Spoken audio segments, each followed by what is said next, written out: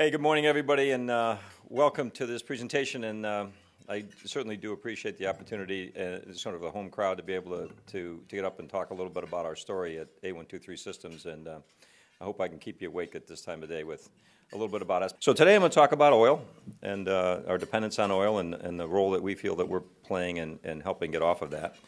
Talk about the grid and the implications of energy storage on the grid and our role in participating in that. And I'm going to talk about jobs in America and jobs around the world a little bit, and the role that we're playing there, and why we think these three topics are very much connected. So let's start off with oil. And everyone here knows that as Americans, we use a lot of oil. You know, we use more oil than any other country in the world. That's not surprising, but you probably don't know we use more oil than China and Germany and Japan combined. And it's a significant dependence on oil for our lifestyle, but obviously for our economy and the importance that our economy runs on oil. And so we have a policy established in the Carter administration. It was during one of the oil crisis that was established that our country will act militarily if anyone disrupts or threatens to disrupt the supply of oil to this country. And that is our policy today, and we've obviously taken action along those lines. The issue that we've got is that the majority, about 60% of the oil that we use or more, comes from overseas, and many of that oil comes from hostile nations. And every once in a while, someone turns down the spigot. And usually associated with that, someone turns up the price. And every recession that we've had in the last 40 years has been somehow or other connected to oil crisis, or oil price change in some significant way. And we've suffered significantly in the way of job losses and the overall impact that these recessions have had and currently have on our lifestyle.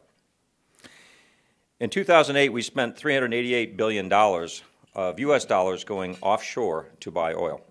And the loss of those dollars, the actual transfer of those dollars offshore, was more than 50% of our trade deficit. And it's linked to an overall economic impact that year of about $590 billion of economic impact on the country, negative economic impact, taking money that could be used for other purposes that would be employed in the economy in a way, removing that away and putting it someplace else, reducing the value of our currency by the loss of these dollars. And it's a significant loss of funds that is a concern from an economic standpoint going forward as we continue to see increasing price of oil as it will happen.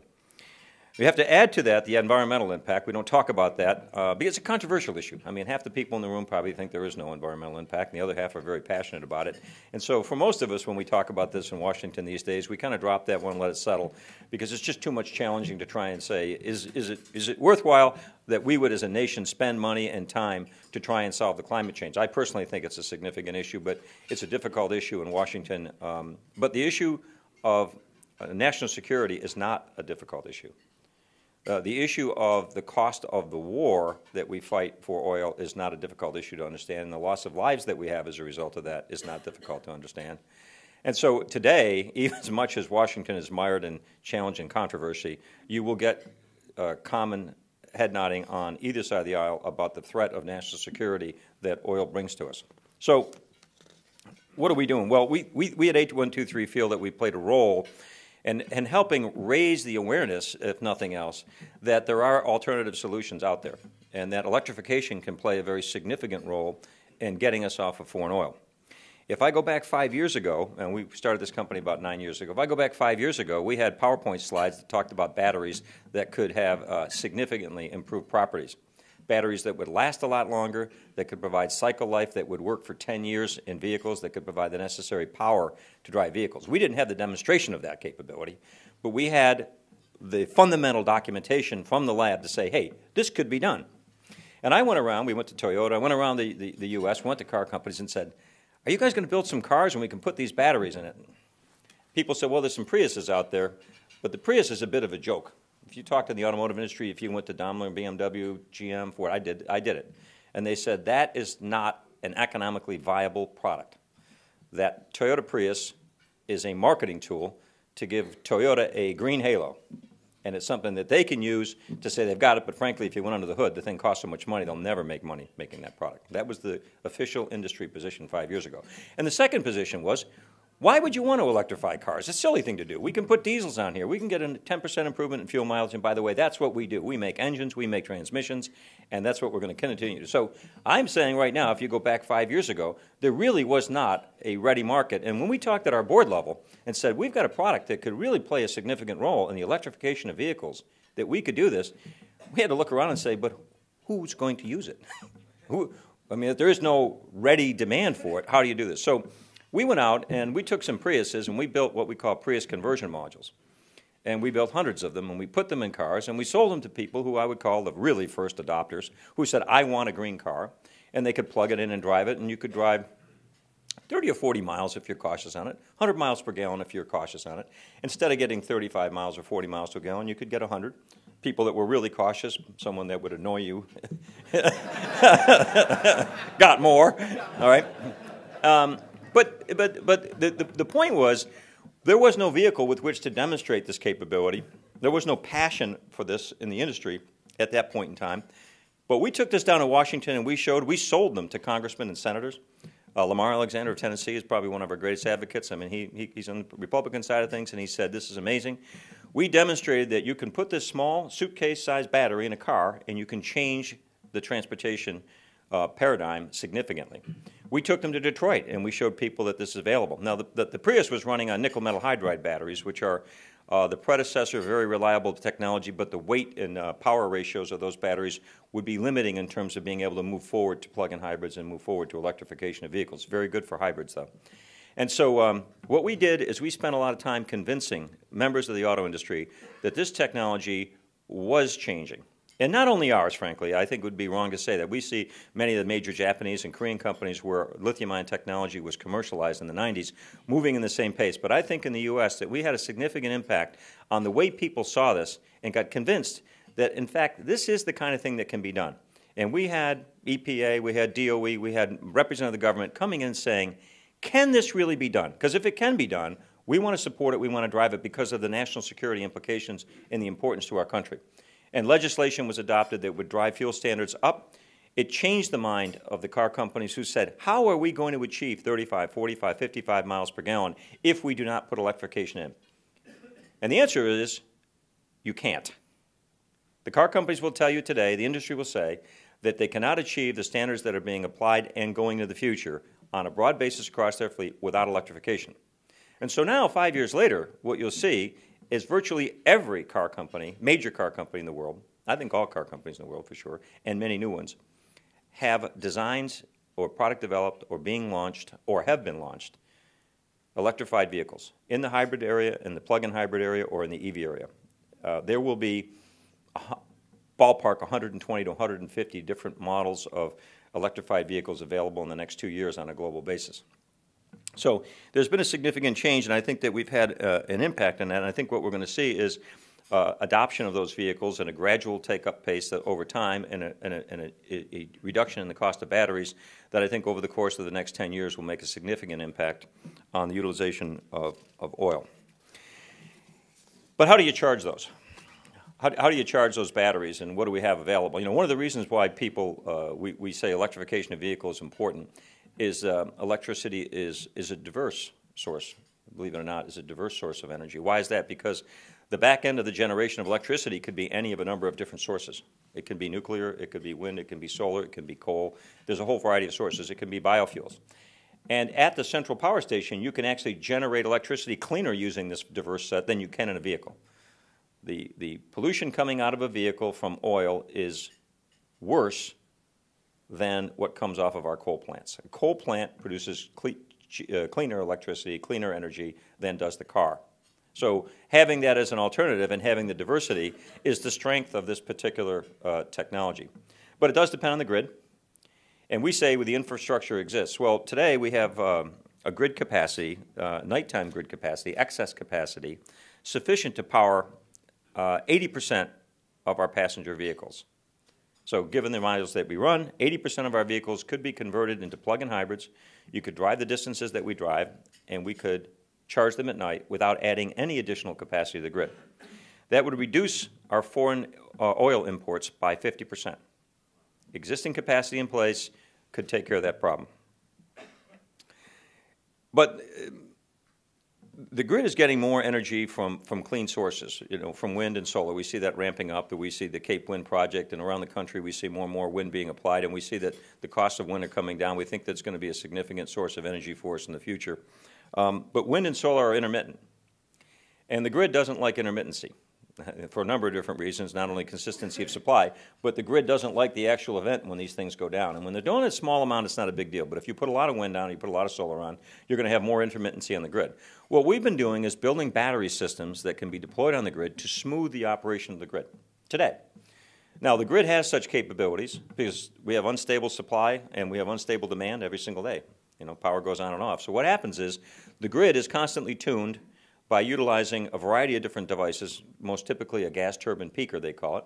And what that does is when the energy is needed, they turn on quickly and they provide additional energy, and when it's not, they shut the thing off. And that balancing of the grid is done by an additional device that burns a fuel, puts out pollution, costs money. We can build batteries at the same capital cost as a gas peaker on a dollar per megawatt basis. And it doesn't burn fuel, and it can provide instantaneous response. And we've built over 20 megawatts of that, installed it, and have it operational on the grid today. And we're out right now going around the world in the markets telling people, hey, instead of buying gas peakers, you can buy batteries. And the batteries can provide multiple functions. You can provide what they call frequency response, and we can provide offsetting outages and a variety of other capabilities that these gas peakers can't always provide. So we think that there's an opportunity there to assist the grid in its current function, but to be available as wind and solar and other intermittent renewable sources come online, that these batteries will play a much more significant role than they have played in the past. So a second part of this thing is that the wind energy itself, as it's on and then it goes off and intermittent, it needs something called firming. So the problem with electricity, and one of the difficulties, is if you can't guarantee that you're going to supply it consistently, you're going to supply electricity, then your rate associated with that and the service provider who's going to buy that electricity and sell it out there is not going to give you the same value than if I can say, I can guarantee that. So there's something called wind firming, which is to use batteries or energy storage systems to back up wind. And we're building a 32 megawatt hour system with Southern California Edison at their Tehachapi wind farm. And the goal of that is to demonstrate that batteries of this type can provide wind firming. And that would complement the wind services that are coming online with a capability that will provide the consistency that's necessary. The last thing I want to talk about is jobs. So if you go back to 1990, we had 18 million manufacturing jobs in the United States. And last year we were down to 12 million. We lost about a third of our manufacturing jobs in 19 years. And we all know the issues that we're dealing with that. We have a position in the renewable energy space where solar energy is dominated by Asian sources today. Wind is not, but is trending to. And batteries, as of last year, particularly the advanced battery industry, is 95% dominated by Asian sources. So if you just take a snapshot of that and nothing changes going forward, we will end up with a relatively small share of the renewable and storage energy industry as Americans. And the concern that we all have is that as we move forward and we see the availability of oil diminishing over time, over decades, which we all know is the case, in limited supply that's available, are we going to trade our export dollars that we have for oil, are we going to trade that for export dollars for the infrastructure, the equipment, and the capability that we're going to need to provide clean, renewable sources of energy? Yet we talked before about $580 billion economic impact on the country in a year, $360 billion. That money is available to us to create jobs, to transfer effectively over time the $360 billion going overseas into an infrastructure that creates capability and jobs for us. And as Americans, I think something we need to focus on as a capability.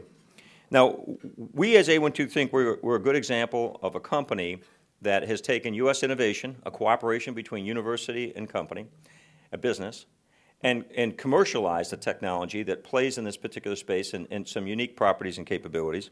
And we're also a good example, I think, of business and government cooperation, where we work together with the government from day one on a small business initiative, working back and forth on the technology development, working back and forth on trying to bring jobs. And in that cooperation, we are creating jobs. We built our first factories in China, and we built them there for a very specific reason, cost. And we said is, we're not going to be a blip on the screen. In order to survive, we need to be able to go toe-to-toe with the Chinese, and we can't do it from Boston.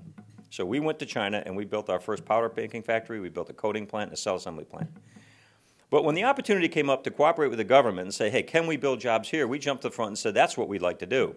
So we got some grant money, we've gotten some incentive money from the state of Michigan, and we built factories in Michigan, the largest lithium-ion plants in North America. And we are hiring people in that regard, and we're hiring more people here, obviously, to support that from a headquarters standpoint. The combination of the government support is a significant factor in this. But let's talk about China. I mean, we're over there operating in China, and I'll tell you what, the Chinese get it. They are really sharp on these longer-term issues, and what they get is, if you want to win in this space, first of all, you've got to build a clean energy industry. Secondly, you've got to build demand in country. You're not going to be able to just export whatever you're going to make. You have to use this stuff. You have to build the demand. So they're building wind farms. They're building solar farms. They're building demand for use and incentivizing the use of electrified vehicles, and they're building a battery industry. Now, they're playing by a different set of rules, unfortunately for us, because the rules they play by, they can actually dictate and say, you will build an electric car, and you will use a Chinese battery. You will not use a battery from anywhere else because we're going to build an infrastructure here that's going to allow us to create an export business model over a 10-year period. We will create additional energy capacity for ourselves. We will reduce the pollution that we've got. Put that aside. We are going to be exporting all these components to the rest of the world, and it's going to be a great economic engine. The battery portion of this alone is expected to be a $100 billion industry in 10 years with a modest penetration into the vehicle space. $100 billion space. They want to win the space. We are not organized to do the same. That's the challenge that we've got. Energy is not like laptops and flat panels. Energy is something that we depend on fundamentally for our lives. We need to win this particular fight. We need to come away from this thing saying we are not going to be dependent on some third-party source around the world for what we need to live our lives on a daily basis. And I think the example that we represent here is you can do that if you decide you want to go there. If you say, we want to win this thing, we believe the economics of it, we believe in the merits of the clean, and we believe in the independence, then what we need to do is take this technology that we've got, get together from the university basis with a great strength that we've got, venture capital organizations that we've got here, and our lead investor at Northbridge, Jeff McCarthy, I think is here someplace today. Anyway, I don't know where Jeff is around here. There he was. He's a graduate of the university. That ability is something that we have that's, I think, somewhat unique, and it's what's helped catapult us forward. And to continue to do that, but to figure out a way to work closely with the government to try and push this forward and take advantage of this on the economic merits of it. If we put money into this particular campaign, it's going to pay money out down the road because we're going to reduce the loss of dollars and the loss of jobs by creating jobs and by creating a solution to the problem of our dependence on foreign oil. So with that, I want to say that I think that A123 is proud to be able to play a role in it. We're a small role. We're growing a business in a tough environment. We're up against major $100 billion multinationals in LG and Samsung and Sanyo and the like. But we're making good progress against that, and to that we owe great respect and support for many of the people in this room that have helped us out, the people at Deloitte, the people at WilmerHarris. So thank you very much.